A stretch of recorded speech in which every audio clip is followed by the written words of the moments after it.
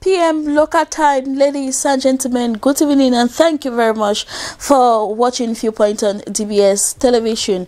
We are back again to discuss issues, and on today's edition we'll be touching the National Anti-Corruption Commission. We'll be touching the electricity supply company of Cameroon, and not forgetting the global pandemic, the coronavirus. And of course, to discuss these topics, we are having Derek Ngalim. He is a Pan-Africanist, and we are having Mange Venashus. Good evening to you, Derek, and thanks for being part of us again once more. Good evening, Vanessa, and thanks for the opportunity once again. Mange Venashus, good evening and welcome. Good evening, Vanessa. Good evening to our viewers. All right, the show is divided into two parts, but now let us take the first part.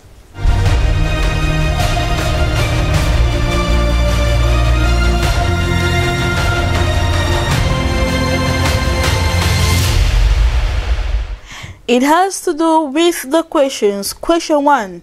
Can the Anti-Corruption Commission succeed in ending corruption in Cameroon? I begin with you, Derek. Yes or no? No. Mange Venashus? Yes. Yes, it can. Question 2. With an increase in electricity supply from Mamvelo Dam, will that ameliorate electricity supply for Cameroonian households? Mange Venashus? Yes, Vanessa. Yes. And to you, Derek? Yes. Yes. And our last question for tonight. COVID-19 in Cameroon, is the government responsible for the rapid increase? I begin with you, Derek. Yes. Yes. Mange Venashus? No, Vanessa. No.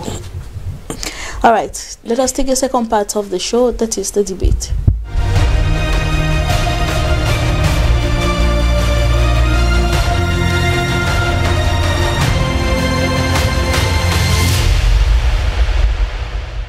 In the first question, can the Anti-Corruption Commission succeed in ending corruption in Cameroon? And Derek, you think that no, they cannot succeed.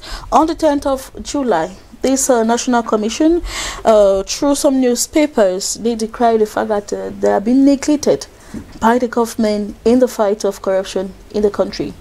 And still yet, you think that, does that justify the reason why they cannot succeed in ending corruption in Cameroon?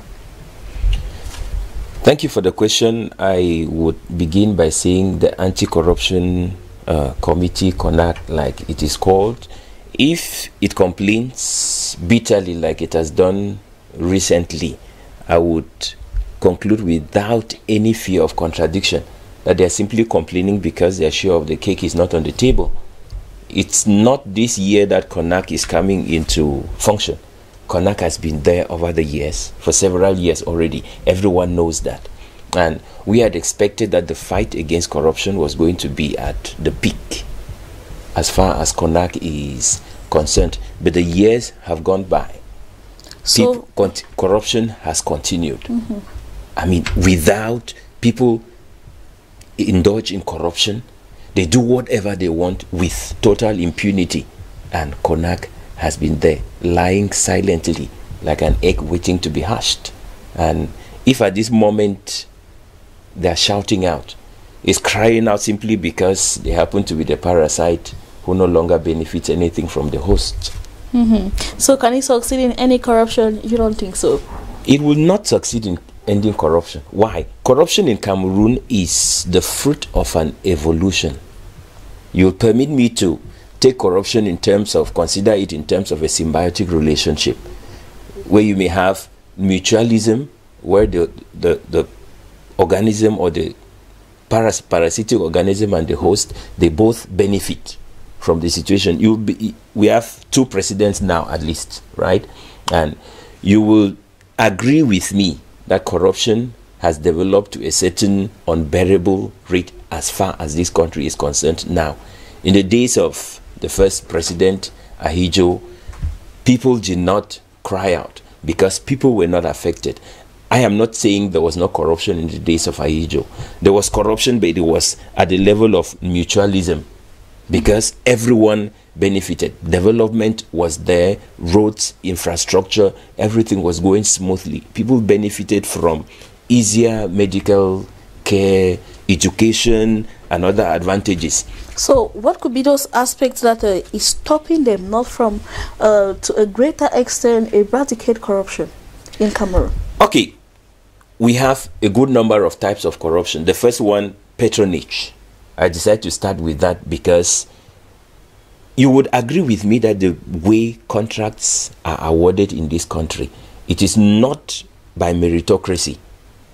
Patronage is a relationship where the boss grants a contract to a contractor under agreed terms.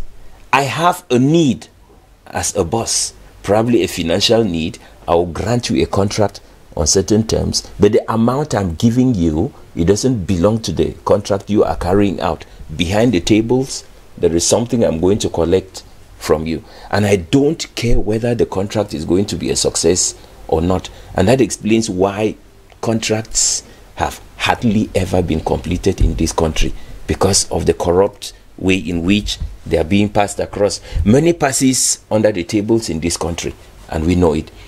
CONAC is there. Even members of CONAC itself cannot be trusted. Who puts CONAC in place? The government, right?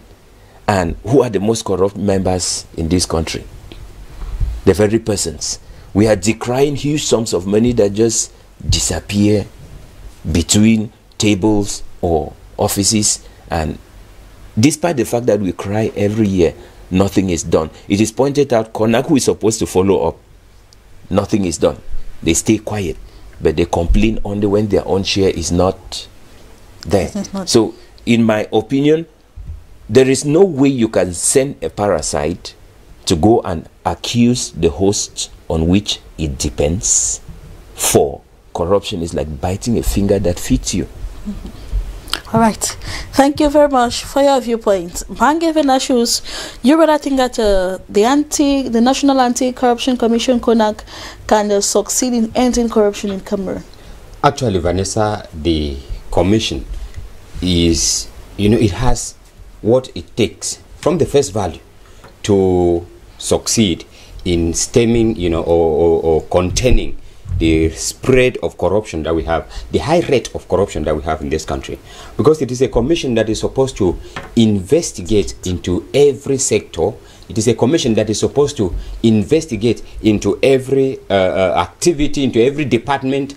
But what we have is, when you look at what the report that this CONAC gave last July 10th, July 10th actually, when they were celebrating the 4th African Anti-Corruption Day in Yaoundé, the report revealed that between 2010 to 2020, CONAC has been able to, to recover close to 1.6 billion francs CFA from embezzled public funds. When you look at it within they compare it with the time value, you see that it is small. Actually, it is small because when CONAC was speaking in a press conference that last Friday, they raised issues complaining on the government. I like what Mr. Ngalim was saying, when it is the government that created the CONAC itself, but the government has failed to assist CONAC to realize its objectives. They're talking of the absence of corruption laws, the absence of finances. It would have been, there would have been an outline law to indicate that once you are corrupt, or there are evidence that you are involved in corruption, either the corrupt or the corrupter, I don't know whether that exists. There should be some outline laws that should outline, sanctions. Yes, constitutionally. But then CONAC does not have that such tool. CONAC was complaining of human and financial resources to carry out their investigation, to carry out their projects, and he was also complaining of judicial involvement of CONAC in these issues. It is just enough for CONAC to indicate that I am involved in corrupt activities. That is all about their role. Whereas they were supposed to be involved in making sure that judiciary proceedings, they are there to justify. Because when we just simply say you were, once they go to court, if I have my backings, evidence that can go against, it ends there. But what CONAC needed was they should be part of the judiciary procedure to make sure that those identified as being involved in corrupt practices should be brought to order. They lack all this. It is a different thing to say whether they can, and it is a different and whether they are. For in this case, they can succeed, but they are not succeeding because they lack the necessary tool. The necessary tool to accompany them. When you look at it, so you are saying they are not succeeding because the government has created a barrier between them, and that is what for them to tackle. And that is what the commission actually came out last Friday, indicating that they are not able to attain. It's like a factor of production that is underemployed. It is not. They are not using it to the full because they lack the resources, financial resources. It is not easy for Konak just to leave Konak, to leave Yaoundé, come to Douala, leave Yaoundé, go to Garoua, leave Yaoundé, go to the villages and carry out investigations. They don't have the financial and the human resources that they need, like they were complaining, and they needed that government should assist them in order to carry out, because they believe if government gives them the needed logistics, they would be able to recover more than 1.6 billion in 10 years. Is practically small, but that is an evidence that if they had what they need, they could go more than. Because we've had Cameroonians who are in jail because they have embezzled huge sums of money. But just never the fact that is the problem. Just the fact that you have been caught because you embezzled and the money remains in your account is not enough. If Konak wanted to go as far as recovering the money into the state treasury, that is what they wanted. But they don't have those resources. They don't have those powers, call it. Because if it was a does that not justify the viewpoint of Derek was saying that it's just one body working under the auspices of let us protect the interest of Cameroonians? I would have assumed that I would have assumed that opinion. But then, when you look at the outing of Konak last Friday, is to indicate that they are not comfortable in that situation. Because you don't bite a finger that fits you. And if Konak tends to bite the finger that fits them, then it shows that there is something more, because they would have if they had these logistics. I think that it is left for the government now. Supply them with this logistics and see them work. Give them what they need and let us see them, so that in next year, next 2 years, we would not complain that this Konak is more of a barking dog that does not bite. Because for now, we just have them because their point, they are clear. We don't have this, so we cannot function. It's the lack of logistic material for them to continue. Yes. All right. Thank you very much for your viewpoint, Mange Venashus. In our second question, with an increase in electricity supply from the Monvelo Dam, would that ameliorate electricity supply for Cameroonian households? And you think that yes, it will. We know that having electricity supply in Cameroon is not an easy issue, with billing and the payment of electricity as well. But then the Monvelo Dam has come back to refunctioning, and you think that many Cameroonians probably will be satisfied with the delivery of energy in their homes? Yeah, I'm convinced they're going to have an increment in the delivery of electricity, because our problem in this country is not so much of the quantity of electricity that we have at hand. Our problem in this country is rather the bottleneck that is involved in the distribution of the available electricity. It is true, when you look statistically, or according to the statistics of the World Bank, the normal demand for energy resources in Cameroon, or for electricity resources in Cameroon, is at least 2,000 megawatts, right? And with the coming of the Monvelo, it is true the capacity could bring it up to 1,600. It is still insufficient. And statistically, it tells that, okay, more Cameroonians are going to have electricity than before. Normally, 62% of Cameroonians are still without electricity. And with the coming of this project, we know more Cameroonians are going to have electricity than before. But what is the efficiency? That is where my problem comes in. The efficiency, by this, I mean the policies that are in place as far as the distribution of electrical energy is concerned. Cameroon has a very negative taxation policy. They have a very negative taxation policy. And that is where the major problem of consumers is found. You would imagine you stay in someone's house, you're renting his house for 50,000 francs. At the end of the month, he brings you an electricity and a water bill of 42,000 francs. How on earth are you supposed to understand that? And when you ask the question he asks you is, I am not the government. I am not the supply industry.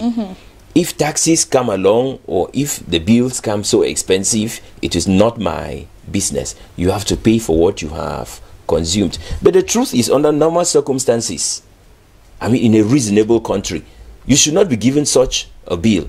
One, you're not a factory. You're not an institution. You're not a company or an industry. So it is impossible that you would be given an electricity bill of 20-something thousand francs. So therefore, my problem is not maybe the available quantity of energy that we have at hand. My issue is the policies that are put in place as far as the distribution is concerned. There's a lot of extortion in such a way that the consumers, instead of enjoying the resources that they have which are at their disposal, we tend to suffer.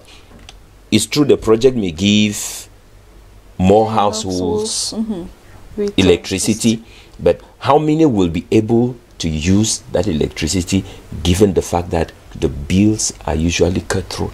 Or they are usually enormous. Exorbitant. Mangevena Schuster, if you say yes, it's going to ameliorate the supply of electricity in households, how would that be?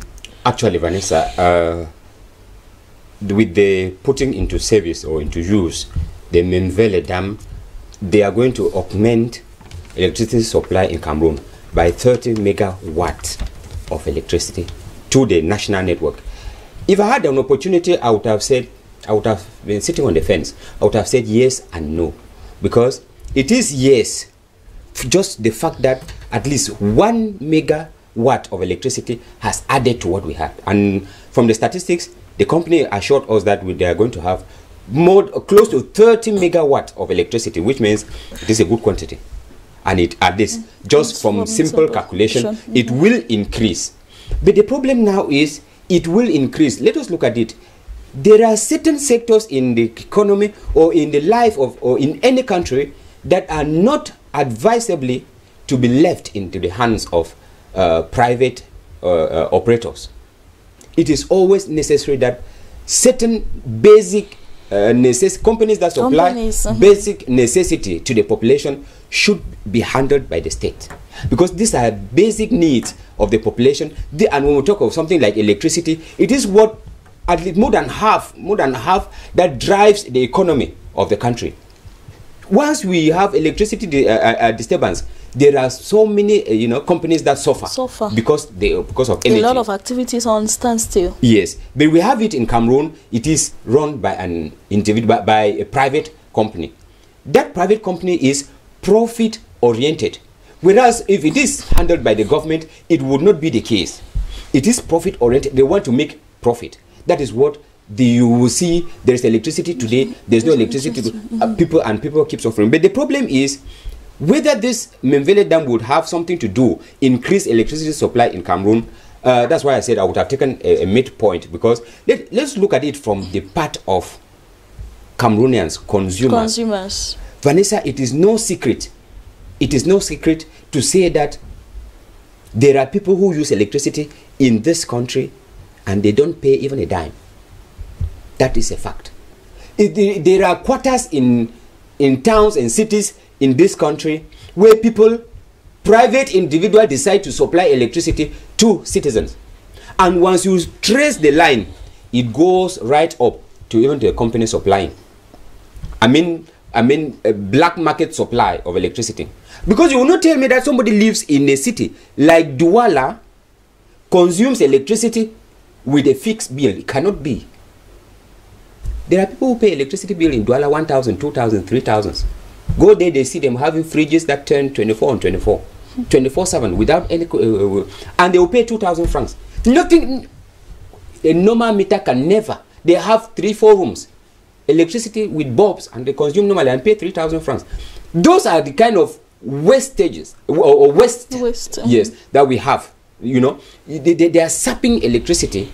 I'm not saying that they are not supposed to use. They should use it, but the company should know that we have this. When you look at the company's map, they will tell you we have 50 meters in this neighborhood. Go there and see whether there are 50 house or 50 households that are using electricity, because there are people who are using it fraudulently, and these people, they have links with the electricity supply company. Nothing is being done. In as much as such type of attitude exists in our company, the introduction of this additional electricity supply from Memvele may have a little, you know, a little effect in the electricity supply in Cameroon, because they will need to go back.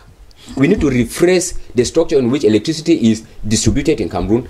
When they tell me that the company does not know that people steal electricity, it does not make any sense to me, because you know the amount of electricity that is supplied in this quarter, and when you see the number of meters that are in this quarter, and then they keep telling you that there is low voltage here, low voltage here. It's low voltage. But Mangavenashus, we do hope that some neighborhoods will no longer demonstrate for constant supply of energy. No, they have hope that they have all the right to demonstrate, because once you have you have paid for electricity, once you have a meter, you are supplied, you expect to have a constant supply, because I was saying that people live on electricity practically. Like a correspondent in Edea. Actually, they said they went for almost 1 week without. And that is Edea. When we talk of it again, it should happen in other towns, not Edea.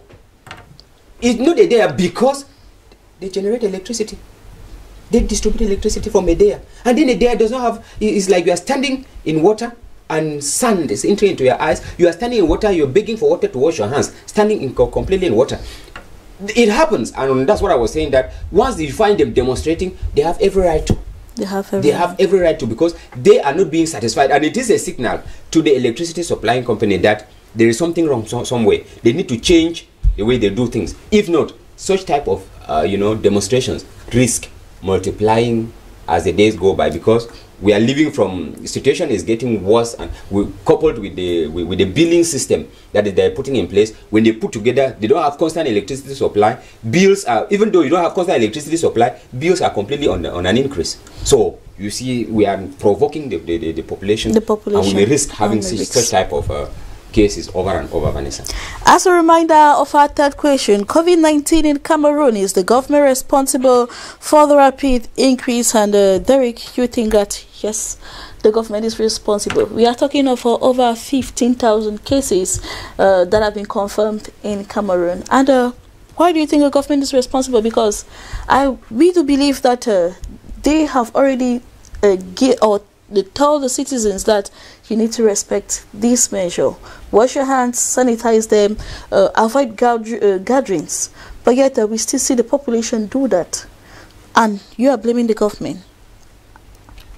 I have a number of reasons for blaming the government. It is not just as far as the washing of hands is concerned, or the keeping or the observation of the social distancing. I'll begin with this. What about the timely closure of borders of this country? When was the violent corona outbreak? In February, you'll confirm with me, right? When it became a situation of a crisis. But when were the borders of Cameroon closed? On the 18th of March. What do you think would have happened from the beginning of February till the 18th of March, with flights coming in and going out, local movements from one region to the other? That was, to me, negligence at the level of the government, and they are to blame for it, because the decision lay completely in their hands. The Prime Minister talked of no gatherings of above 50%. As a measure, he decided to lock certain places, especially socialization grounds. But he said 6 p.m. was the time for the lockdown. I don't know if the corona is a nocturnal disease that spreads only in the night, that we will say you can do whatever you like during the day, go to the market, and Cameroonian markets accommodated thousands every day. And then at 6 p.m., you see police vans roaming the town like bees and driving people to their houses. my question was, does the corona spread only in the night? And you talk of the closure of, or the chief hygiene methods, cleaning of hands with savon and the rest, and billions of money were put in the hands of the government to fight the COVID-19, and you would find have a dozen of buckets and probably a dozen of cubes of savon given to entire divisions and subdivisions. Some, like in Kumba, their own buckets and cubes of savon even disappeared along the way. It was an act of corruption. Nobody has done anything about it. It is true, maybe since Konak started shouting out a few days ago, they may go back to Kumba and find out where the buckets and the cubes of savon went to. What about the role of the government banks or the state banks? They were supposed to have subsidized companies to minimize the amount of layoffs of workers. Did they do it? And we know thousands of people lost their jobs in this country. But are they under any obligation to do so? The government should. It's a measure to fight for it. If you cannot give me what I need to fight a disease, then you should make sure I have what I deserve from my place of work to be able to fight the disease. They have not given any financial aid to Cameroonians to fight the disease. And it's a normal policy of any government that they are supposed to rescue their companies during periods of crisis by pumping in money so that there will be no layoffs of workers. You'll believe me, this is not a fight between dust and your eyes where you can simply by a swear of your hand do away with the dust. You need money in order to fight against COVID-19. Thousands went without salaries because of unnecessary layoffs. What about the misappropriation of funds? Nation, like you said, was out on his outing. He was, uncompromising as far as the management of the funds is concerned. It's a misappropriation, and I don't blink when I talk about that. So when you look at all of these, the tax deferment policy that was supposed to be put in place, it was not done. It wasn't done. Pointing a finger to the government of being responsible for the increase. All right, Mange Venashus, rapidly, let us get your point of view on this. You don't blame the government for the rapid increase. Actually, Vanessa, because the government will not come and wear face mask for us. The government will not come and help us wash our hands. The government will not come and carry out social distancing for us. I think that the Cameroon government brought out standard safety protocols that every other country involved with this pandemic is applying. What matters is the mindset of Cameroonians. What are we doing? How do we respond to these measures? If we respect them as they were prescribed, I think that will not be where we are. The government has been carrying out. We are talking of the fact that the numbers are increasing. Yes. People are not going to hospitals. Why are people not going to hospitals? They are afraid. Is it the government making them afraid? I don't think so. Borders were closed, actually, and equipment to ship them in were not as easy as that. Negotiations had to be done for them to leave their countries of origin before arriving Cameroon. And with all this, it will have to delay the strategy put in place. Remember, coronavirus is a new pandemic, and everybody is studying the evolution of the pandemic so that we could be able to better manage them. It was true, we started late. We started handling it late because people are still studying it too. We are adapting to it. So I think that we cannot conveniently say that the government is responsible. We as individuals, we are responsible for the rapid increase, because if we respect those measures, I think that will not be where we are. All right, thank you very much, Mange Venashus, and to you, Derek Ngalim, for being part of giving your point of views in tonight's edition. And to you, ladies and gentlemen, make sure that you respect these standard measures, as Mange Venashus rightly said. And of course, we on our part, we are respecting it. All we are going to contribute in a quarter of fighting the coronavirus pandemic. Tomorrow, Wednesday, we'll be right back, God willing.